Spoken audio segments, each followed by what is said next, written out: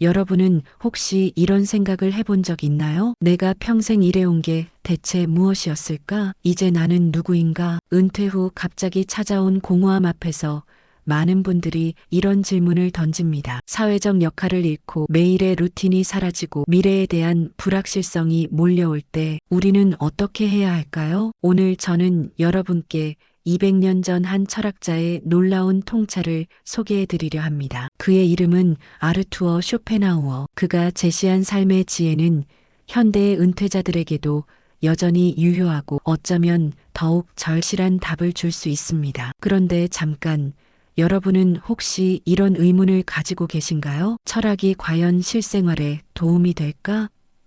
저는 감히 말씀드립니다. 이 영상을 끝까지 보신다면 은퇴 후 삶을 바라보는 여러분의 관점이 완전히 바뀔 것이라고요. 먼저 쇼펜하우어가 누구인지부터 말씀드리겠습니다. 1788년에 태어난 독일의 철학자로 그는 인간의 고통과 욕망에 대해 누구보다 깊이 있게 탐구했습니다. 특히 그의 주저 의지와 표상으로서의 세계는 인간 존재의 본질에 대한 통찰로 가득합니다. 쇼펜하우어는 말했습니다. 인생은 욕망과 권태 사이를 왕복하는 진자와 같다고요. 이 말이 은퇴 후 삶과 어떤 관련이 있을까요? 직장 생활을 하던 시절 우리는 승진, 성과, 인정받기 등의 욕망에 사로잡혀 살았습니다. 그런데 은퇴하는 순간 이 모든 욕망의 대상이 사라져버립니다. 그리고 우리에게 남는 것은 바로 권태와 공허함입니다. 하지만 여기서 중요한 것은 쇼펜하우어가 단순히 이 현상을 지적하는데 그치지 않았다는 점입니다. 그는 이 딜레마에서 벗어날 수 있는 구체적인 방법을 제시했거든요. 쇼펜하우어의 첫 번째 조언은 바로 고독의 가치를 재발견하라는 것입니다. 그는 이런 명언을 남겼습니다. 혼자 있을 수 있는 사람만이 진정으로 자유롭다. 은퇴 후 많은 분들이 사회적 관계의 축소를 두려워합니다. 동료들과의 만남이 줄어들고 새로운 사람들을 만날 기회가 적어지죠. 하지만 쇼펜하우어의 관점에서 보면 이것은 오히려 기회입니다. 왜일까요? 직장 생활 동안 우리는 항상 타인의 시선을 의식했습니다. 상사의 평가, 동료의 인정, 사회적 지위, 이 모든 것들이 우리의 자존감을 좌우했죠. 하지만 이제는 다릅니다. 타인의 기대나 평가에서 자유로워질 수 있는 절호의 기회가 온 것입니다. 쇼펜하우어는 말했습니다. 대부분의 사람들은 혼자 있을 때 가장 나쁜 동반자와 함께 있는 것이다. 하지만 이것은 단순히 혼자 있는 것을 피하라는 뜻이 아닙니다. 오히려 자신과 친해져야 한다는 의미죠. 구체적으로 어떻게 해야 할까요? 첫째, 자신만의 시간을 의도적으로 만드세요. 매일 최소 30분은 완전히 혼자만의 시간을 가지세요. 이 시간 동안은 TV도 스마트폰도 끄고 오직 자신의 내면과 마주하세요. 둘째, 일기 쓰기를 시작하세요. 하루의 경험을 기록하되 단순한 일상이 아니라 그날 느낀 감정과 생각들을 솔직하게 적어보세요. 쇼펜하우어 자신도 평생 일기를 썼고 이것이 그의 철학 형성에 큰 도움이 되었습니다. 셋째, 묵상이나 명상의 시간을 가지세요. 쇼펜하우어는 동양 철학, 특히 불교의 명상법에 깊은 관심을 가졌습니다. 복잡한 기법이 필요한 것이 아니라 그저 조용히 앉아서 자신의 호흡에 집중하는 것만으로도 충분합니다. 이제 쇼펜하우어 철학의 핵심으로 들어가 보겠습니다. 그는 인간의 모든 고통이 의지에서 나온다고 보았습니다. 여기서 말하는 의지란 무엇일까요? 바로 끊임없이 무언가를 원하고 얻고자 하는 욕망을 말합니다. 젊은 시절 우리는 성공하고 싶고 인정받고 싶고 더 많이 벌고 싶어 했습니다. 그런데 이 모든 욕망들이 채워지지 않을 때 우리는 좌절했고 설령 채워진다 하더라도 또 다른 욕망이 생겨났죠. 이것이 바로 쇼펜하우어가 말한 의지의 노예 상태입니다. 하지만 은퇴 후에는 다릅니다. 이제 여러분은 이 의지의 굴레에서 벗어날 수 있는 기회를 얻은 것입니다. 쇼펜하우어는 의지를 초월한 상태를 순수한 인식 또는 관조라고 불렀습니다. 이는 무언가를 얻기 위해서가 아니라 그 자체로 아름답고 의미 있기 때문에 무언가를 경험하는 상태를 말합니다. 예를 들어볼까요? 젊은 시절 여러분이 등산을 했다면 아마도 정상을 정복하겠다는 목표의식이 강했을 것입니다. 하지만 지금은 어떤가요? 정상에 오르는 것보다는 길 위에서 만나는 꽃 한 송이, 새소리, 바람의 느낌 자체에 더 집중할 수 있지 않나요? 이것이 바로 관조적 삶의 시작입니다. 여러분이 이 영상을 유용하다고 생각하신다면 지금 바로 좋아요 버튼을 눌러주세요. 그리고 주변에 은퇴를 앞두고 계시거나 이미 은퇴하신 분들과도 공유해 주시면 감사하겠습니다. 쇼펜하우어는 예술을 가장 높은 형태의 인식이라고 보았습니다. 왜냐하면 예술을 감상할 때 우리는 일시적으로나마 개인적인 욕망에서 벗어나 순수한 아름다움 자체를 경험하기 때문입니다. 은퇴 후 시간적 여유가 생긴 지금이야말로 진정한 예술 감상의 기회입니다. 하지만 여기서 중요한 것은 어떻게 감상하느냐입니다. 젊은 시절의 예술 감상은 대개 문화적 교양이나 사회적 지위와 연결되어 있었을 것입니다. 유명한 전시회에 가거나 클래식 콘서트에 참석하는 것이 일종의 의무처럼 느껴지기도 했죠. 하지만 이제는 다릅니다. 쇼펜하우어가 말한 순수한 관조의 관점에서 예술을 접해보세요. 한 장의 그림 앞에 서서 30분 동안 그저 바라보세요. 그 색깔의 조화, 붓터치의 느낌, 화가가 담고자 했던 감정을 온전히 받아들여 보세요. 이때 중요한 것은 이 그림의 작가는 누구지? 이 작품의 가격은 얼마나 될까? 같은 부차적인 생각을 버리는 것입니다. 음악도 마찬가지입니다. 베토벤의 교향곡을 들을 때 단순히 유명한 곡이라서 듣는 것이 아니라 그 선율이 여러분의 마음속에 일으키는 파동 자체에 집중해 보세요. 쇼펜하우어는 음악을 의지의 직접적인 표현이라고 했습니다. 즉, 음악을 통해 우리는 인간 존재의 가장 깊은 층위와 만날 수 있다는 뜻입니다. 또한 독서의 방법도 바뀌어야 합니다. 젊은 시절에는 정보를 얻기 위해 또는 업무에 도움이 되기 위해 책을 읽었다면 이제는 순수한 삶의 즐거움을 위해 책을 읽어보세요. 쇼펜하우어 자신도 말년에 이렇게 말했습니다. 젊었을 때는 책을 빨리 읽으려 했지만 나이가 들수록 한 페이지를 천천히 음미하는 것이 더 큰 기쁨을 준다고요. 이제 가장 중요하면서도 오해받기 쉬운 개념에 대해 이야기해 보겠습니다. 바로 쇼펜하우어의 체념 철학입니다. 많은 사람들이 체념을 포기나 절망과 혼동합니다. 하지만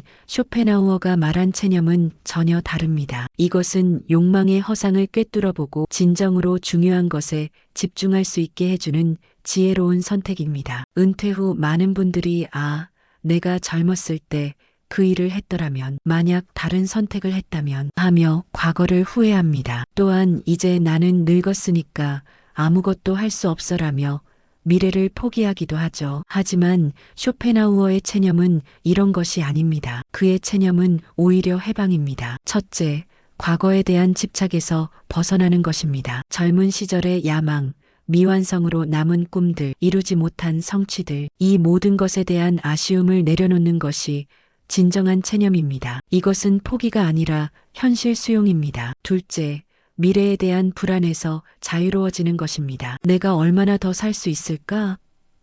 건강이 나빠지면 어떻게 하지? 경제적으로 충분할까? 같은 걱정들로부터 벗어나는 것입니다. 쇼펜하우어는 말했습니다. 현재 순간에 충실하지 못하고 항상 미래나 과거에 매달려 있는 사람은 결코 행복할 수 없다고요. 그렇다면 구체적으로 어떻게 해야 할까요? 첫째, 받아들임을 연습하세요. 매일 아침 일어나서 거울을 보며 오늘의 나는 이렇구나라고 있는 그대로의 자신을 인정하세요. 주름이 늘어난 것도, 체력이 예전 같지 않은 것도, 기억력이 떨어진 것도 모두 자연스러운 변화입니다. 둘째, 감사의 습관을 기르세요. 하루에 한 번씩 지금까지 살아오면서 경험한 좋은 일들을 떠올려 보세요. 사랑하는 사람들과의 추억, 성취했던 일들, 겪었던 아름다운 순간들을 곱씹어 보세요. 셋째, 충분함의 감각을 키우세요. 더 많이 가져야 한다, 더 많이 해야 한다는 생각에서 벗어나서 지금 가진 것으로 충분하다는 마음가짐을 가져보세요. 여기까지 보신 분들께 정말 감사드립니다. 이런 철학적 내용을 끝까지 집중해서 들어주시는 것 자체가 여러분이 진정한 지혜를 추구하고 계신다는 증거입니다. 쇼펜하우어 철학의 또 다른 중요한 측면은 바로 동정 컴패션입니다. 그는 모든 존재가 근본적으로 같은 고통을 겪고 있다는 것을 깨달을 때 진정한 도덕성이 생긴다고 보았습니다. 은퇴 후 겪는 외로움, 불안, 두려움은 비단 여러분만의 문제가 아닙니다. 이는 인간이라면 누구나 경험하는 보편적인 감정입니다. 이를 인정할 때 오히려 다른 사람들과 더 깊은 유대감을 느낄 수 있습니다. 쇼펜하우어는 말했습니다. 타인의 고통을 자신의 고통처럼 느낄 수 있을 때 비로소 이기심의 벽이 무너진다고요. 이것을 은퇴 후 삶에 어떻게 적용할 수 있을까요? 첫째, 같은 처지의 사람들과 진솔한 대화를 나누세요. 은퇴자 모임이나 동호회에 참여할 때 표면적인 안부 인사에 그치지 말고 서로의 진짜 마음을 나누어 보세요. 요즘 어떻게 지내세요? 라는 질문에 잘 지내요라고 답하는 대신 솔직한 자신의 감정을 털어놓아 보세요. 둘째, 봉사활동을 고려해 보세요. 하지만 여기서 중요한 것은 나보다 못한 사람들을 도와준다는 우월감이 아니라 같은 고통을 겪는 존재로서 서로 위로한다는 마음가짐입니다. 셋째, 손자, 손녀나 젊은 세대와의 관계에서도 이 원리를 적용해 보세요. 그들이 겪고 있는 취업 스트레스, 연애, 고민, 미래에 대한 불안도 결국 여러분이 젊었을 때 경험했던 것과 본질적으로 같습니다. 세대 차이를 뛰어넘어 인간 대 인간으로 공감해 보세요. 쇼펜하우어는 삶은 진자처럼 욕망과 권태 사이를 왕복한다고 했지만 동시에 이 딜레마에서 벗어날 수 있는 방법도 제시했습니다. 바로 일상의 작은 아름다움에서 기쁨을 찾는 것입니다. 은퇴 후에는 거대한 목표나 성취보다는 매일의 소소한 행복이 더 중요합니다. 쇼펜하우어 자신도 말년에 이런 말을 했습니다. 젊었을 때는 큰 행복을 추구했지만 나이가 들수록 작은 행복의 소중함을 깨닫게 된다고요. 구체적인 예를 들어볼까요? 아침에 마시는 커피 한 잔의 향과 맛을 온전히 음미해 보세요. 단순히 카페인을 섭취하기 위한 것이 아니라 그 순간의 온기와 여유로움을 느껴보세요. 창밖을 내다보며 하늘의 색깔 변화를 관찰해 보세요. 구름의 모양, 햇빛의 각도, 바람에 흔들리는 나뭇잎들, 이 모든 것이 매일 새로운 예술 작품을 만들어내고 있습니다. 좋아하는 음악을 들으며 몸을 맡겨보세요. 젊은 시절처럼 크게 춤추지 못해도 괜찮습니다. 그저 음악이 주는 감동을 온몸으로 받아들이는 것만으로도 충분합니다. 책을 읽을 때도 속도를 늦춰보세요. 한 문장, 한 문단씩 천천히 읽으며 저자가 전하고자 하는 메시지를 깊이 있게 받아들여 보세요. 산책을 할 때는 목적지에 도달하는 것보다 걷는 과정 자체에 집중해 보세요. 발바닥으로 느껴지는 땅의 감촉, 코로 들이마시는